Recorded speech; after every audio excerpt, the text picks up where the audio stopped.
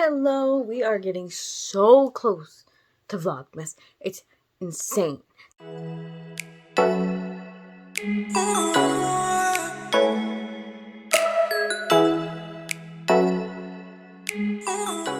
Today though, we're going to be doing the end of the year tag, and I am going to be collaborating with another small booktuber. Bao, here's her thumbnail right here in her info. All of her info in her video will be linked in the description below. Go check her out. She is super cool to talk to and her content is fire. Stepping things off, we're going to go ahead and answer the first question. Is there a new release that I am waiting for? Currently not really waiting for any more releases because most of the things I've been waiting for were in November. And while there are a ton of books that I still want to read that are coming out, there's nothing I'm really waiting for. But I'm not holding my breath for anything for December thus far. What are 3 books that I would like to read by the end of the year? This is actually a rather easy question for me because there are a few things that I have just been dying to get to, and I either didn't get them from the library yet or didn't have time to read them when I had them from the library, and then I had to return them before I had the chance to read them. First up is the Caraval Series by Stephanie Garber. And at first, I wasn't actually going to read this stories because everybody was talking about it so much, and I have an issue with books being overhyped and then me being disappointed. So I do tend to stay away from books that are really overhyped unless somebody personally recommends it to me or I've read the description and I'm like, yeah, that sounds like something I'd read.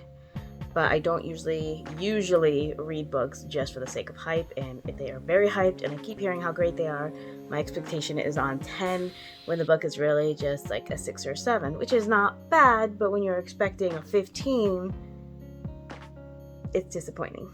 The next one is going to be The Golden Ones, and I have had this checked out multiple times, and I don't know what it is. Certain audiobooks I can't really focus on because I do listen to a lot of audiobooks because I can read while I'm at work, and that is where I get the majority of my reading done. I can listen to books while I'm at work. So I don't know what it was, but I couldn't focus on the audiobook, and just some audiobooks are like that. But I did decide I'm going to read it, and so that means I have much less time available to do that reading. So I'm really hoping to make it for my physical read of December. And finally, Skin of the Sea, which came out in November. I'm so excited to read this one. It looks so pretty, and I literally can't wait to get to it. I did want to save it, though, because I am doing that 12 Days of Bookmas challenge. Have I already started making plans for next year? Duh. Of course.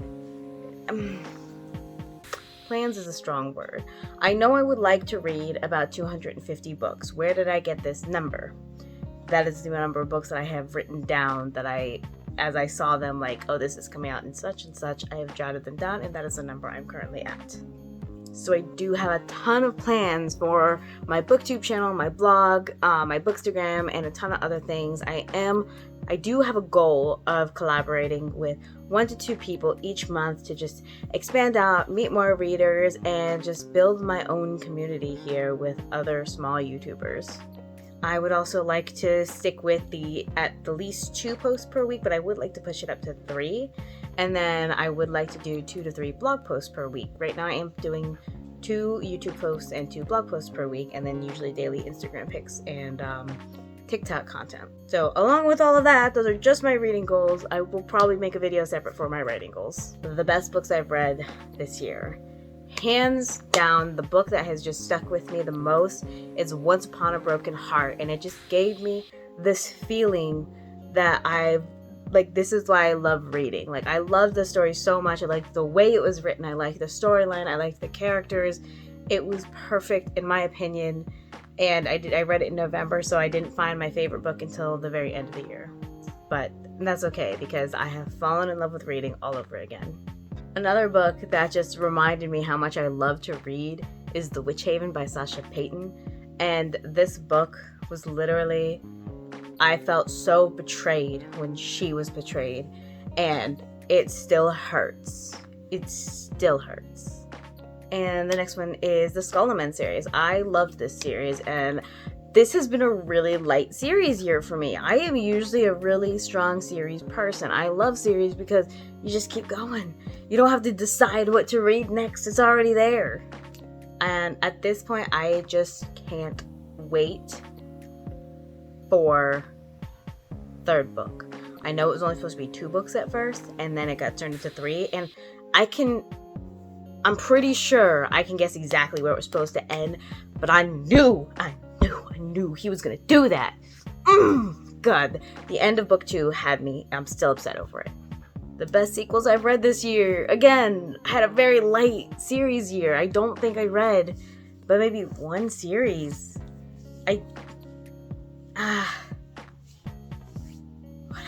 I don't think I read any other series this year so far. No, wait, I read 1. I did read 1 because I was going to do a double. I read Fable. That's what I read. That was what. I'm still going to go with the Skull series. But yeah, I think that was the only other series I read. Yeah, this was a really late series year for me. My biggest disappointments. So, my biggest disappointment of this year, and I think it was because I wanted to love it so much. I loved the way it sounded, and I wanted to love it. But Anxious People by Frederick Backman, and it really hurt because I saw several people on TikTok talking about it, talking about how it was a fantastic book, and I wanted to be a part of the conversation, and I couldn't even finish it. I think I got to chapter 6 or 7, and I was done with it. I could not with it. And there is another one because the cover was absolutely stunning, and it was one of the books that I was asked to review this year for my blog. But I don't think it was a story thing so much as a style thing, and the way the story was being told was not it for me. I don't want to name it because it is from either a newer author or an indie author, I think this one was, and I don't want to hurt their chances just because I didn't like the writing style, and I don't think either one of these stories was the story itself. I think it was just the writing style of me don't mesh well. Favorite new author of the year. Again, so easy because it's Stephanie Garber after Once Upon a Broken Heart, because it made me fall in love with reading all over again. And I feel like as a reader, we keep reading all these books, and yes, some of them are good, some of them are great, but there's like certain ones that we get to, and that's what we've been searching for this whole time. The book that just gives us every single feeling. The most beautiful books that I've had this year. I just did a video on books I had picked out based solely on the cover, and I've seen several covers for Once Upon a Broken Heart, but I think my favorite one is the one that I saw in Barnes & Noble with the black and like the gold color or symbol on the front. And it's so pretty to me. I love it. The second book is going to be You've Reached Sam, and I picked this book up solely on the cover. I didn't know what it was about yet. I didn't even realize it wasn't out yet. I saw it, and just the composition of it, the colors that were picked, it gave me such a strong I need to read it vibe. I picked it up the second I could. Like, I had ordered it from my library. I had put it on hold at my library, and I was supposed to get it for like 7-ish weeks. And at that point, I was just like, I'm so desperate to read this book. I might need to go buy it before I know if I like it or not. But in all honesty, the cover was so pretty, I don't think I would have been upset even if I didn't like it, but I did love it. And it probably does hit the top 10 of my favorite books this year. Just the color and composition of these books covers have my entire heart. That is it for my end of the year tag. This is my first year doing this, and I'm really focusing on getting tags and getting those collaborations in. Again, this is a collab. Right here is her information or her thumbnail, and I can't wait to go and watch her video as soon as it's up. We are posting on the 27th or the 26th, which means I have to edit this video right after I finish it. As always, don't forget to check out my book. London Boy is a contemporary romance, grief, abroad story, and it is a new adult / young adult era. And surprise, it's got a Christmas novella coming out in December. I think I have the set date for December 15th, but I don't know for sure. It might have been a little bit later than that.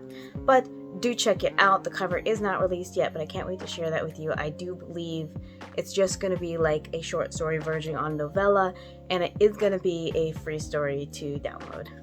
But thank you so much for joining me today. I can't wait to see you guys again. Coming up, Vlogmas, we are going to be seeing each other every single day, and I am so excited for it. I can't wait, and bye!